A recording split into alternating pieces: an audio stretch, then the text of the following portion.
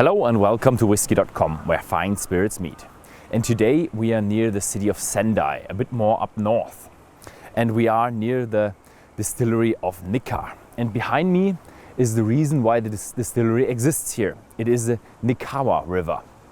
And the thing is, it's called the Nikka River, but it has nothing to do with the distillery, with the company Nikka.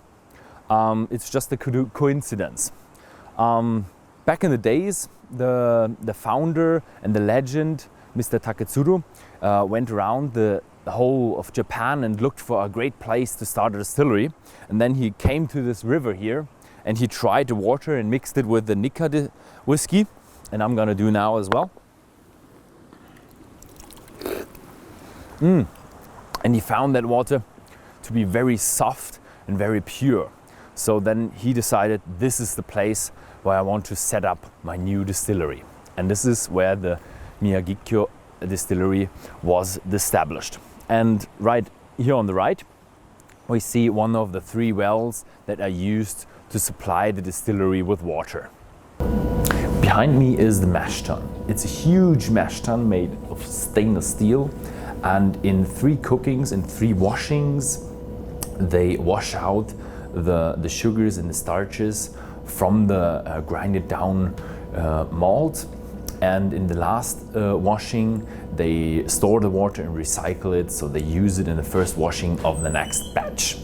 And for the grain whiskey, we do have a jet cooker that is a continuous cooker that cooks out, that brings out the starches from the grain to make the grain whiskey in the coffee still. Behind me are the fermentation tanks. There are 22 stainless steel fermentation tanks, and they use about 3 days to produce a beer that is about 8% of alcohol. What is very interesting about the Nikka company is that they have hundreds of yeasts in their laboratory, and they cultivate the yeasts to find the right strain of yeast to produce the flavors that they want. Currently, they have 5 yeasts that are sufficient in quality and what they are looking for to be used here in the fermentation tanks. Behind me are the wash stills of the Miyagikyo Distillery. They have a wide bottom, they have a bulge, some call it a reflux bowl, and a little bit of a constriction piece between the bottom and the reflux bowl. Then you have a long neck and ascending line arm. And that all gives you a style that is very light, elegant, fruity, and not as rough as other whiskeys like the Yoichi. And here behind me you see a pot still that is designed and made in Japan. And after the first wash still that you can always see by the watch glass, it goes off to the spirit still. These are now the spirit stills. In total, the distillery has 4 wash stills and 4 spirit stills. And what they also do here is they have the same style of spirit still to produce a light whiskey, and they also do a very slow distillation to get a good separation of the alcohols. In the end, we're looking at a new make spirit of 75% or 70 to 75% alcohol, which will be diluted down to fill into the casks. So I'm here in one of the 22 warehouses, and they are pretty much all Danish style. They are bricked, they have natural ground, they have a very damp and moist feeling in here, they are very flat, and even though it's very hot outside, it's relatively cool in here. And what they also do, they only store in 2 rows, and that gives the malt, doesn't produce a difference between the different height of malts. So what is very, very important at the Nikka is the blending. The blending is the process they are all working towards to. All the blenders demand different style of whiskeys to be made and then filled into the casks. So the blenders have a big variety of options to choose from. We have seen different varieties of yeast. We have seen different, you can make different styles through distilling. You can make different styles through variations of oak. The Nikka has 3 cooperages where they produce their own casks, where they refurbish casks, And in the end, it really comes down to blending. And the master blenders have this big variation of casks, so they can pick and choose from whatever they cask they want to and create the exact taste they want to have in the Nikka whiskies. So, das war's jetzt mit der Tour und jetzt geht noch mal ein bisschen weiter mit einem englischen Interview. So, I'm standing here with Naoki. Hello. And you're the international developer, 8 years of representative, yeah. 8 years of experience, and you represent the Nikka brand worldwide. Mm-hmm. Great job. Thank you for having us here at the distillery. Oh, thanks for coming, Ben. Yeah. So, what are we having today? So, you've finished the tour. Yes. You saw the distillery. Here we have 5 whiskeys. Mm-hmm. This one, last one, mm-hmm. Or the first one we may taste is the Miyagikyo single malt, mm-hmm. which is this guy right here. It's always good to have the bottle right here. Yes. So the 3 here mm-hmm. is sort of to give you an idea of how different the whiskeys could be. So this here is the master blender experience. Yes. So we have 3 whiskeys, single malts from Miyagikyo. Mm-hmm. Okay. Let's go to the first one. This one we call the fruity and rich. This mm-hmm. is one of our key malts. Mm-hmm. So it's a single malt. It's a single malt. It's a certain style of Miyagikyo. Oh yeah. It's fruity and rich. You do have a lot of taste in there. Yes. I like it.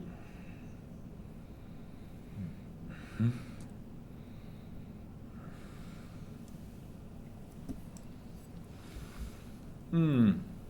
Mm. Mm. Very smooth as well. Mm. Now comes the rich. Oh, it's malty. It's malty. Malty, fruity, and mouth-watering. Yeah. If you have a great tour, I love the place. You have such a beautiful distillery here. In the end, you're always like, oh, I want the product. So let's just have a little small sip of, or maybe just nose the second one. Mm-hmm. This one's called a sherry and sweet. Mm-hmm. Totally different. Mm-hmm. Yeah, it even looks different. Yes. Mm-hmm. Mm-hmm. So are these are like the experience to have to see what inside the cask? Yes. And stuff? So what mm-hmm. we are doing is in this bottle. Mm-hmm. It's a single malt, mm-hmm. Where usually you think there's one production method, mm-hmm. and then the age is the variance. Mm-hmm. Whereas how we make our whiskey is we have different varieties of malt whiskeys, mm-hmm. starting from different malt stars, mm-hmm. yeast, fermentation, mm-hmm. all these, the distillation, the type of cask it goes into, mm-hmm. the wood, the size, and the age. Everything that is a variable, mm-hmm. everything that can be controlled, mm-hmm. it gets you to a different liquid. Did you always used to have this big variance, or did the variance grow? It grew over time, obviously, Mm-hmm. After a lot of experiments, good and bad. Mm-hmm. The idea is when your intention is to blend, mm-hmm. you need the variety. Okay. So, and in the future, you want to develop new type of blends and stuff? Of course. Okay. And this will consist maybe 20, 30, depending on the formula of that time, mm-hmm. Different types of Miyagikyo single malts. Okay, so we can expect new bottlings like in the next years? Or Hopefully. decades? Yes, of course. So Okay. it just gives you an idea of the mm-hmm. bigger pieces of the puzzle. Mm-hmm. Yeah, this one is on the sherry side. Yes. And there's darker. obviously a lot of sherry Mhm. influence that goes into this bottle. Darker, a lot of dark fruits.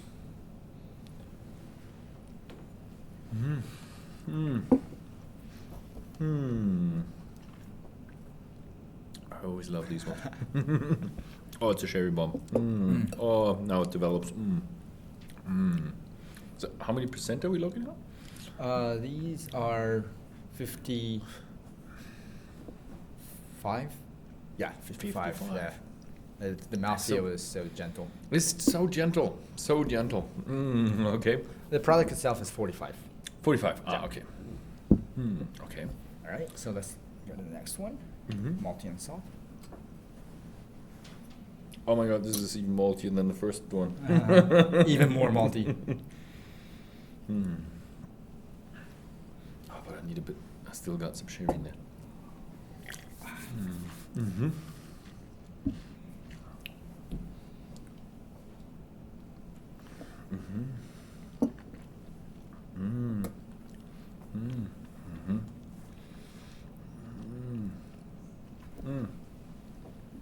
Yeah, very, very soft. I think we named it right. Yeah, yeah. You got. It's like, it's cool to have these different styles. So how's we feel that the demand for Japanese whiskey is quite on the rise Yes, we feel that in too. this decade. So are you keeping up with the demand, or how is it? We're trying, but we feel that the demand is happening faster than we can produce whiskey. Okay. Always. Okay. So, yeah, not a good situation for the consumer. So, okay. So, and these are now real whiskeys that you can buy in Germany as well. Yes. So let's go to the Miyagikyo. I think the 3 represents. So think of it as a puzzle of like 40, 50 pieces. These were the big pieces, and then the blenders will add little bits and pieces to complete their puzzle, which is the single malt Miyagikyo. So all 3 had a gentle mouthfeel. It's very elegant and fruity, light, aromatic. This is the Miyagikyo style, but each whiskey will be different, and then it's a blending process that makes the magic.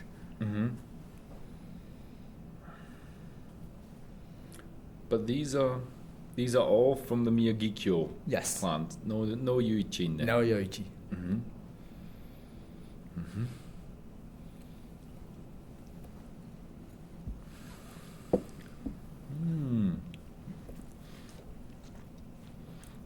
This one always makes me smile. Very soft and elegant. And you see the elements there. So it's not a single way of production where you get straight to this taste.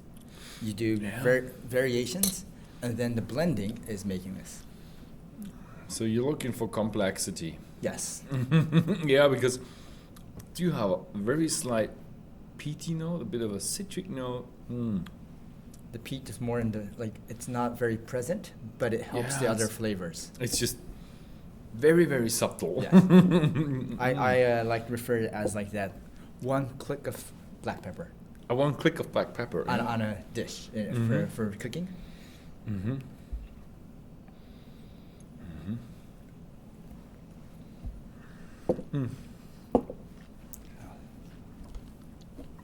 But there's no grain in it. No grain. Ah, okay. So it's kind of hard to explain. It's blended, but it is a single malt. Yeah, Blending people often confuse the blending process with a blend whiskey. Yes. But it's tricky. I don't know why they have the same name for it. It's not good. Well, it's the same with grain and malt, because barley is a grain, but it's different categories. In the whiskey world. In the dictionary, grain is the bigger category.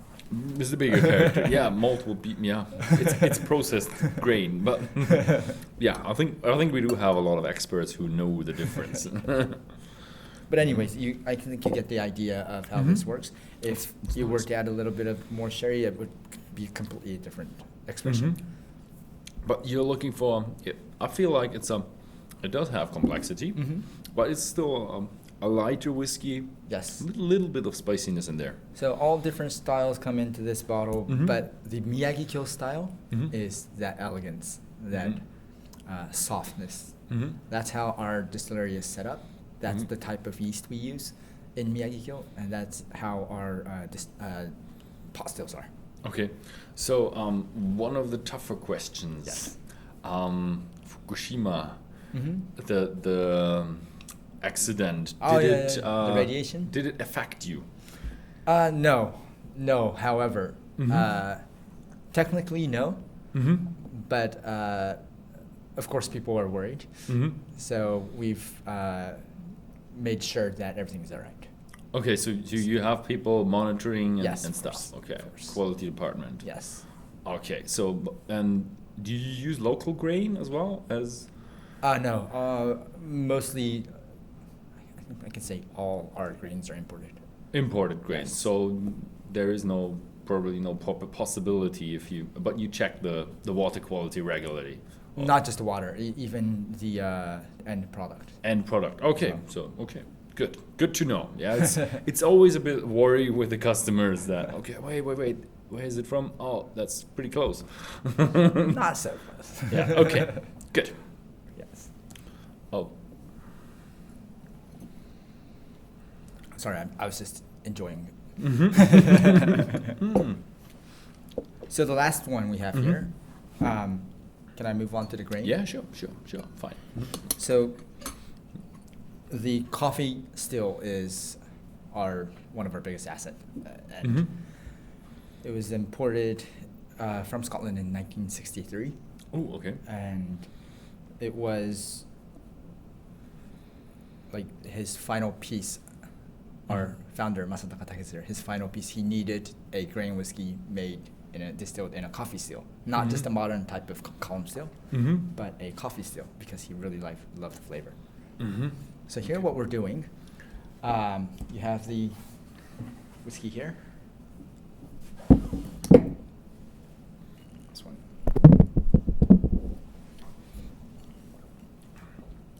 So, what's the specialty about this one? So it's one of the first inventions of a column still. So it's not efficient. Mm-hmm. It doesn't get you to a pure alcohol, Mhm. which is actually good for us. Mm-hmm. So what we're doing here is let the grain speak, Mm-hmm. let those flavors that the coffee still retained be there, Mhm. and not. In order to do that in whiskey, we're not using any new oak or strong flavored barrels or casks. What we're doing here is aging it in remade, refilled, and recharred Mhm. casks. That way, you're not getting too much of the wood. You're Mhm. getting sweetness from the grain, which is corn in this case, Mm-hmm. and adding a little bit of that elements, the maturation, just enough of it. So you use corn in this whiskey? Yes, 100% or not 100%, not 100%? Bit of but I can say more than 95. 95%, and the rest will be barley Malt. Just to get the enzymes working. Ah, so you use natural enzymes? Yes. Oh, nice. So it can't be 100%. Yeah, it can't be 100%. Otherwise, you have to add enzymes. Yes. Mm. So this one's one of my favorites. Mm. Mm. Mm. Mm. It's strange though, because you have that sweetness, Yes. but it's somehow different. It's not as a bourbon, but it's nice. It's completely different. It's a bit of So you generally think a grain whiskey would be plain and Mhm. it's a silent spirit. However, this one has character, and Mhm. there's just the right amount of the wood coming Mhm. through. Like the flavors you find in bourbon, Mhm. like the vanilla, the caramel, you find here as well, but, Yeah, but then- not overwhelming. Yeah, not dominant. I want to say bourbon, but it's a subtle bourbon. Bourbon Yes. is always so straightforward. Here I am. I'm the bourbon. I think it's kind of somewhere between a bourbon and a Mhm. scotch. Yeah, it's a.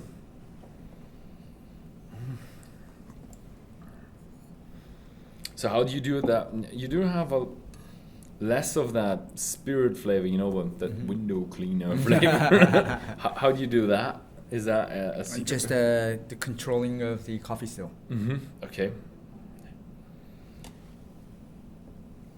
Mm-hmm. This I love. This one I love. So this is a 100% grain whiskey. 95. 95. So a bit of malt in there. Yes. Ah, okay. It's not for the flavor though. Yeah, sure. So the malted barley, but it's 100% coffee still. Yes, exactly. 100% coffee Yes. still. Okay. Yeah, I like it. But also a quite complex procedure, because this will actually contain roughly 20 different batches made in different ways. The blending doesn't end with single malt. The No, blending, everything. everything has to go on the blending. Okay. That's how we refine our flavors, and so it's more like a designed flavor rather than this is our distillery's taste. So when you have Nikka in Miyagikyo near Sendai, and you have Yoichi on Hokkaido, how close are the two distilleries?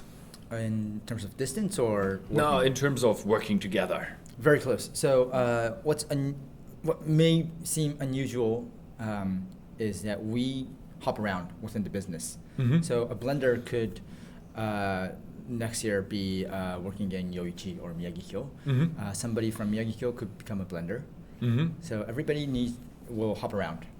Oh, okay. So there's a lot of communication going on, and cultures crossing, and also the blenders will be aware of everything going on in the distilleries. Okay, and also cask switching? Not so much of the cask. Not so much of the casks. Yes. Okay, but the people are Yes. they're like one company. Yes, of course. Okay, so nice. So, yeah, thank you very much for having us. Thanks for coming. Yeah, thank you very much for watching. If you found this video interesting, then please feel free to share this video with friends who also might be interested in Japanese whiskey or Nikka whiskey. And yeah, thank you and arigato gozaimasu.